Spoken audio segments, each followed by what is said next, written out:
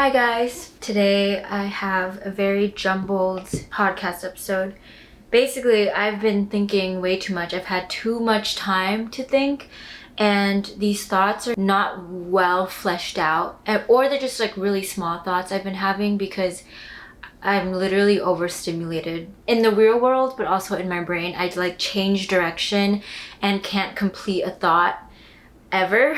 So I have a bunch of things to talk about. I mean, I wrote like a crap ton stuff down during the shower, eating, in the train. That's what this episode is. And overall, it's not completely super deep and it's not super superficial and surface levels. A little bit all over the place, so just bear with me.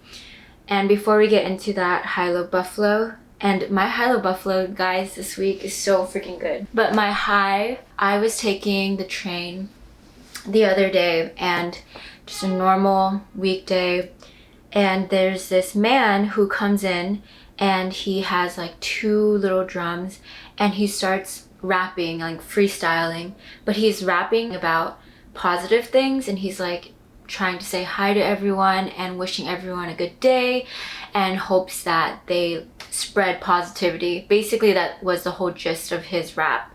And it was so cute. It made me smile, even though I didn't want to smile in real life because I was like, you know, I want to be cool. Like, it's not phasing me. I'm a New Yorker. It doesn't matter who's performing. I still couldn't help but smile. And it was weird though, because like some people you could see like they were just completely trying to ignore him, and they were like coming off with an RBF and looking like irritated. And I was like, bruh, come on. Like, life's not that deep. You can smile a little bit. But then there's some people who are playing along with him and dancing, and it was really, really cute. And it was just like a nice way to start the morning, and I'm sure like 90% of that train was filled with people going to work because, you know, they were in their work outfits. And I feel like your day is gonna be meh because you have work already. It was probably a Monday, I think. And so why not let something as like small as that just brighten up your day? And for me, it worked. I mean, he doesn't, or maybe he does know it, but that little bit of positivity, that like small interaction with him probably helped maybe 5 people on a train to have a better day. And because they have a better day, they will interact with other people and be more positive and maybe lead to other people having better days. And that little thing just like made such a huge positive effect on so many people without him even knowing it or people even realizing it. And so I really loved that, and it was just really sweet. And for my low, so this weekend I tested out my new mic, which I'm using right now, and it's a shotgun mic, so it sits on the top of my mic. It's a big fluffy mic, and I was so excited to use it, and I was super excited to vlog this weekend because I had really fun plans with my friends. And then this morning I plugged in my footage to listen to it and see how good the audio is, just to check on the footage. And guys, I'm just gonna go kill myself right now because I lost all the audio from everything I filmed this weekend because I didn't plug it into the right jack. Oh my freaking god, I was so upset. And it's not the first time. If you guys watched some of my most recent vlogs, I talked about getting a new mic and how I made a mistake and didn't plug it in right, blah blah blah, and didn't turn it on, etc, and then I lost the audio for that. But then with this mic, you have to plug it in. You don't have to turn it on, but I didn't even plug it in right. And so the entire time I thought I did have correct audio, but I didn't even have any sound coming through in the videos. So I lost all of that good audio. But it's okay because I ended up telling my friends what happened and being really sad about it, and they offered to narrate over the video. And I think that will be kind of fun and it will spice things up. So it's actually a good ending, a happy ending to this low, but it really, oh god, I just have bad luck with audio for some reason right now. Okay, and for my buffalo, so I hung out with my cousin this weekend because he visited the city for work, and he told me one of the funniest stories I've ever heard about my family. I literally love that he told me this, because everyone for some reason gatekeeps all these good stories, and he just happens to tell me this one story where a while back, one of my like far off removed cousins, she was babysitting a dog for this family, and they were flying to Europe for the week or something like that, and all she had to do was just watch the dog. And so she shows up to the apartment and she's watching the dog, and 3 hours in, this giant German Shepherd dies. And she's like freaking the fuck out because she's like, what the hell? Like, the dog just died. It's been 3 hours. I didn't even do anything. And so she obviously calls the owners and she's like, hey, like, I'm so sorry. I have like no idea what happened, but the dog died. And the owners were like, oh, no, it's okay. Like, the dog was old. Like, it was about time anyways. Like, can you just please take it to the vet and see what happened? And she's like, okay, yeah, I can take it to the vet. And the whole thing with New York is that people don't really have cars, so you have to use public transportation to transport all your items. And so she was like, okay, so I need to bring this dead dog to the vet. And she's like, how the hell do I do that? She's like, I can't just carry the dead dog in the train with me because everyone's gonna see that I'm carrying a dead dog. And it's a huge ass German Shepherd. And so she's like looking around the apartment for something that she can use to put the dog in. And she's like, okay. And she finds this giant luggage suitcase. And so she stuffs the dog inside and she zips it up and she's taking it on the train. And so during this train ride, she starts talking to this really cute guy, and they start like hitting it off, and they're having a really good conversation, and she's getting closer and closer to her stop. But before she's about to leave, like, she's like, hey, like, can I get your number? And this guy socks her in the face and steals her suitcase and runs off. And she's literally standing there like stunned.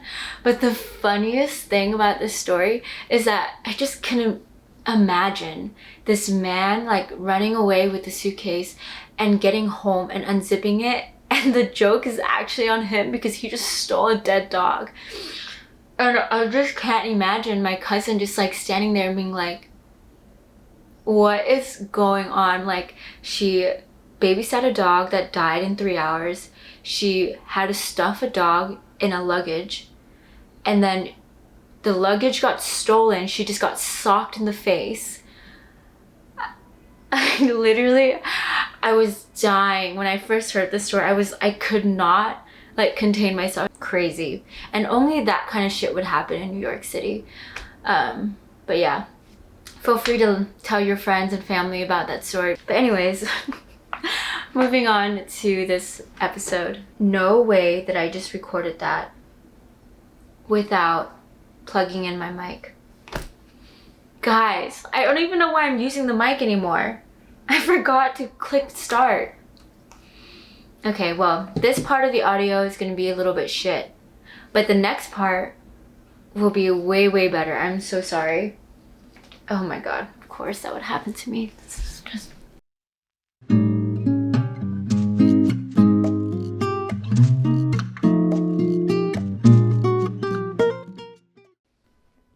Okay. Hopefully the audio is good now. I'm so sorry that the audio was shit in the beginning. Maybe I'll do some things in the back end to make it sound a lot better, but hopefully you couldn't notice. That's the goal. Anyways, so first thing I really wanted to talk about is that I'm a huge list girl. Like, I love making lists, like to-dos and trips I'm planning and what to pack, but also lists that are really stupid. And so I created a list that is called questions to ask when a conversation gets boring. And this is super useful when you're, talking to strangers, meeting people at the bar, going on your first few dates, and you want to get to know somebody, but not talk about the generic surface level things like your job, what you did for the week. Or if you already got through those questions, these questions are some random fun ones that you can use to spice things up. Okay, the first is fuck, marry, kill, but for different things or categories. So you can fuck, marry, kill desserts. So I would for example, marry Asian grass jelly desserts.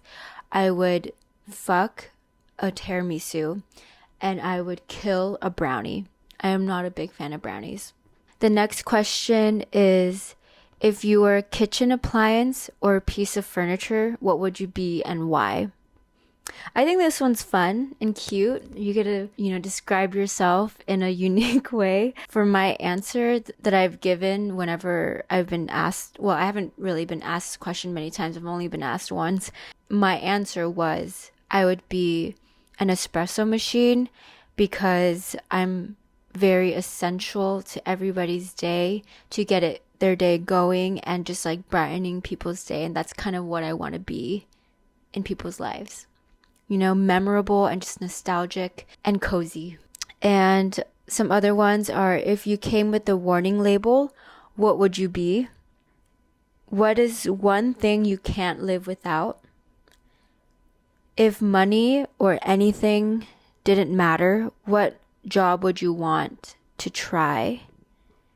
Unconventional superpower. So if you could have any superpower, but it has to be unconventional, not like super speed, what would it be? I think one of my friends said he would want to be able to touch an object and then see it change over time. See what it looked like in the past and then see what it looked like in the future.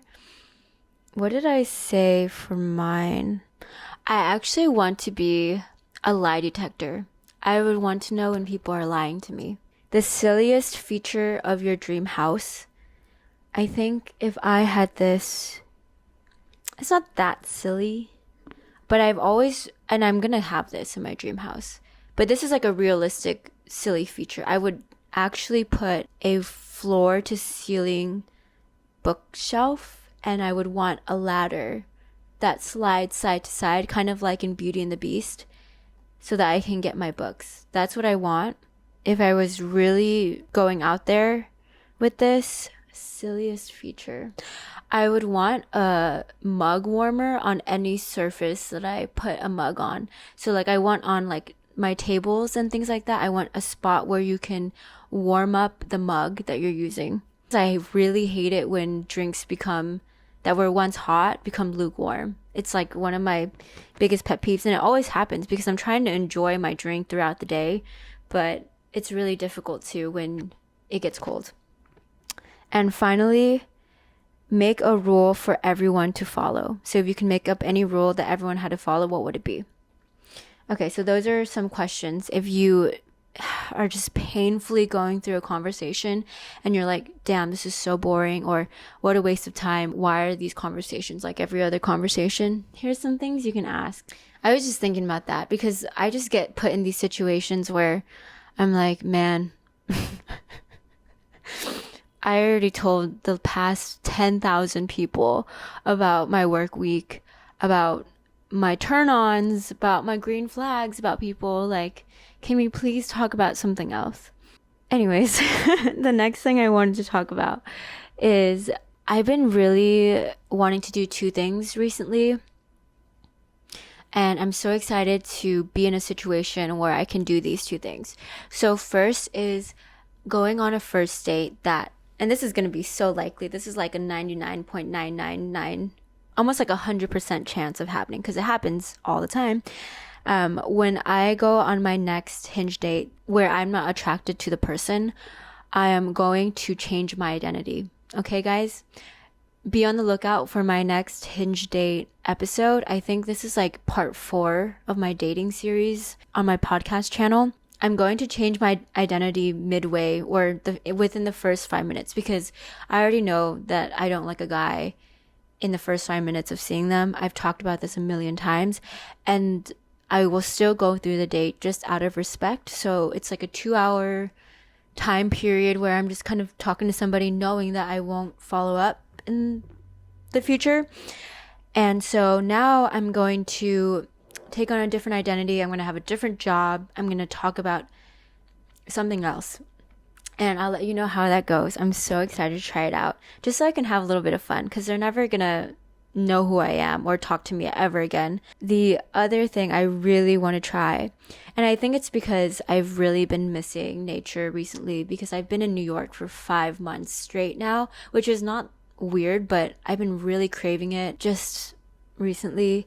I just want to go to a field where there's like cows and sheep, and I want to get close enough to one that I could touch it. And I know that's not legal because they always have the fences and you're trespassing, but I just want to touch one. And I feel bad for touching them when they're like in a, petting farm or a zoo.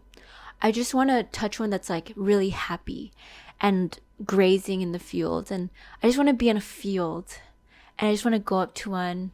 And in my mind, I would imagine it coming up to me and being able to pet it, and it would be very fine and calming and peaceful. But that is very unlikely to happen, but we'll see. I'm actually going on a road trip very soon. Maybe I might pass by a farm where there's happy cows and sheep that I can touch. Okay, anyways, now getting on to a more serious thing. But I've been noticing that just because I think so much, I notice that I can really spiral really quickly. And I've gotten to the point where I've become way too introspective and I just overthink everything, and it's actually to my detriment. And I've been noticing I'm not the only one. There's a lot of people that I've talked to that really, really analyze everything. But there's also people that I've just noticed that are just going through it that I've never met before. And they're going through it because they're literally hyper analyzing all their decisions, everyone around them, just really trying to optimize everything and trying to figure out the deeper meaning, when sometimes it's just how it is. And sometimes it's really not that deep. And you just need to remember you're this thing that's living on a rock that won't exist in the next 100 years. People will forget about you, and it's really not that deep, and no one will remember this moment. In the past, I've been really judgmental of people who just have fun or do nothing or just waste time. But now I'm like, I love that. I crave people. I crave moments where it's just so silly and everything's so stupid, and you're just laughing about stupid reasons, talking about the stupidest things, and just being like, yeah, we're lucky enough to where we're not in a society and a state where we have to analyze and be worried about everything. And instead, we can just let go. And it's a very privileged place to be in. So why create more drama, seriousness when you don't need to? Yeah, I just miss that. I think everyone would be a little bit happier if we didn't overthink everything. It's a good trait to have, trust me.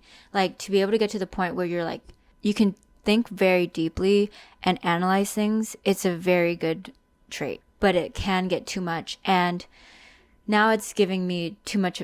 It's actually an ick now when people do it too much. I'm like, calm down. I don't want to analyze everything right now. I just want to be stupid. Another thing is, this is kind of related to my high, but misery loves company, and also vice versa. When I was watching the guy freestyle in the train, there was, the two different types of people, the people who joined in and just had fun, and it made things even more happier for me and for, I bet, other people who are watching it, or the person themselves who are joining in. But also there's people just clutching on to other people who are just trying to be serious and being oh, so annoying, this guy is performing. And it's just interesting how quickly we can switch those emotions. It's a bad and good thing that you can switch so quickly, that you can really bog down in on sadness, but at the same time it can be really contagious when someone brings positivity or makes you smile. Sometimes I'll just be doing something random or hearing someone's conversation and they start laughing or they start saying something that's funny or they're smiling. I don't have anything to do with those people or that conversation, but just the fact that I hear them laughing, it just makes me instantly feel a little bit better.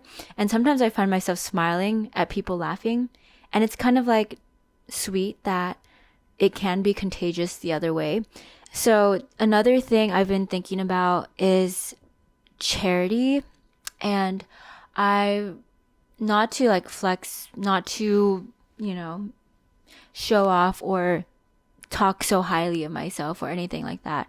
But I do give to charity every single month, and I don't really give that much. I give about maybe 5 coffees worth. I basically think of it as I skip 1 coffee a week to give that money to charity.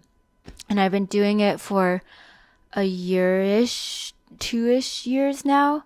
And I was thinking it would be really cool to start something like that on this channel. Like I was just mentioning, like a little effort by one person can really cause a network effect. And I was just thinking to myself, like, I wonder if I can start something using this channel and using this platform where if you want to join, you can skip a coffee with me once a week and donate to a charity and choose your charity of choice. I choose to do, I think, 5 different charities. So once a month, each charity gets a coffee from me. And I do this consistently because I realized, and it's been proven in research, and it seems common sense. If you do one-off donations, it's not as helpful as a reoccurring, continuous donation to a group.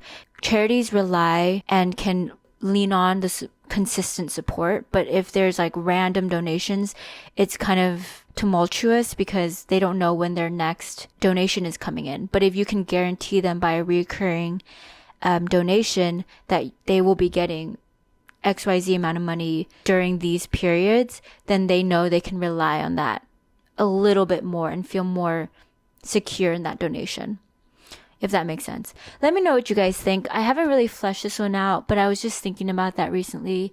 And if you guys want me to share which charities I donate to, I could also do that. Let me know. If you have suggestions for how to make it bigger, let me know. I would love to hear it. Another thing I wanted to talk about is that I realized that I know 2 people who work at TikTok. TikTok isn't the best company, the most ethical company, and especially to the employees, which I had the assumption it's corporate, so what did you expect? But also, it was weird because I realized I know 2 people in the company, one being very high up that gets like a generous amount of income and lives a very, very different lifestyle than the other person that I know who's much lower on the ladder in TikTok. And that person has a very different experience in terms of their day-to-day life. And then I found out that they are also on the same team, like the same sector of TikTok. So now that I know that, I'm like, wow, I'm really in a place where I could do something because, well, you can always do something, but this is like, I can really get to somebody who's high up and who actually makes a huge impact and has a lot of say in a certain sector of that company and talk about how messed up things are. I already knew this already, that like, people who are really high up, they live in a completely different lifestyle. They have a completely different understanding and idea of what's going on in the company. They're very removed from the ground level of work. That's almost always the case. Actually, it is always the case, I would say, because you're not ever in the weeds of what the lower levels are doing. I've always despised that idea and that whole concept of corporate and the hierarchy. And now I'm in a place, like I said, where I could actually do something direct and impactful because I know 2 people. But I haven't done anything. I'm scared to because I'm not really close to either of them like that. And I don't want to say it's not my place, but that's such a stupid excuse. Let me know what you guys think. I'm in a really weird situation and I don't want to be rude, but it's like, I could really do something. And I feel like if I shut up and not do anything, how can I keep saying that I don't support this without doing anything? When I have a way in, I don't know. It feels very cowardly, but I am a coward. The next thing I want to talk about is, I just put, are you the problem? I've been thinking, like, do you ever just think to yourself, after all these problems or similar problems keep popping up in your life, do you ever just think to yourself like, is it me? Why do I keep pointing fingers at everyone else? But I've been pointing fingers at everyone else for around the same things. It looks like the common denominator of all these problems is me. I should think about what I'm doing and see if it's me being at fault. Basically, I've been making friends for my whole life, and some friends weren't the best of friends to keep in my life. And yeah, so I've had some toxic friends, and this is still the case. I will still let in some toxic friends. And I'm not very good at setting my foot down and being like, you're completely out of my life. It's really difficult for me to do that, even though I know those people are toxic or aren't treating me that well. Okay, I'm back now, a little bit more rough on the edges. I have been away for 5-ish hours now, and I look a little bit messy, but also I have 2 new tattoos now, and I'm officially done with my sleeve. And I say that, and I hope I stand by it. I really want to, because then I'd save a lot more money, and my parents won't kill me every single time I get a new tattoo and I tell them. So anyways, this is what it looks like. I just got a willow tree, and a whale somewhere there, and I love them a lot. Okay, but as I was saying, sometimes I wonder, am I the problem? And I actually think I am, because if the same thing is happening to me no matter where I go and at different stages of my life with people around me, then the only common denominator that exists is me. And I'm allowing for those things to happen in my life. If you're having a recurring problem, I would recommend to look back and see if it's you. And I would also want to say that if you don't, this is just a realization that I had. It's like, I keep telling myself, like, I don't want to put my foot down because I just don't want to deal with it. And I'm scared to, and it's just not a fun talk to have, and it's not a fun thing to go through. It's also not easy. And even though I'm saying to myself, oh, it's fine, I could just let it go-ish, I am actually keeping myself from better opportunities, because what happens is you're basically showing life that you haven't really leveled up. You're not ready for the next level because you're allowing for XYZ thing to continue happening. And so if it keeps happening in your life, you don't have room for that new thing or the better thing to come into your life. You're not ready for it because you haven't made space for it. And so it's actually not a good thing that I right now am just beating around the bush with certain scenarios and people. And so I'll be stuck here for a little bit until I get the courage to, take care of it. And finally, the last thing I wanted to talk about, and I realize I've never talked about this ever, which I'm surprised because I've had this podcast for the official podcast, maybe a year now, almost a year. And I realized that I'd never explained the branding, the new logo, and just the whole concept of why I called it Heart to Hearts. But I feel like it's pretty self-explanatory. But just in case it's not, I'm just going to talk about it anyways. So the Heart to Hearts, the heart to the hearts. Yeah, it's like a heart-to-heart conversation. Me talking to you guys, heart to heart. That's where the name comes from. And the logo was literally, for anyone who would think of Heart to Hearts, I don't know if the first thing you think of is the card 2 of hearts. I didn't think of it, but when I was trying to design a better logo, I used to have a really bad logo. It was just like me, and it was so cringe. It looked like a really badly done album cover or something like that. And so I wanted something more slick, more clean, more meaningful, and not something I just scrapped and put together, which was fine.